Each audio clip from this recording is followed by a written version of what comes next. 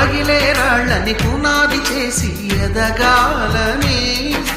తరిమే వాళ్ళని హితులుగా తలచి ముందుకెళ్ళాలని,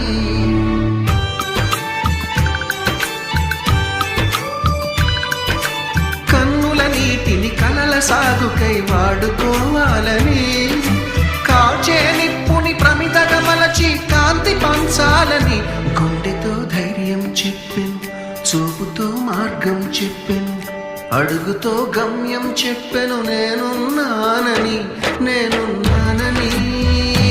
నీకేం కాదని, నిన్నటి రాతని మార్చేస్తానని.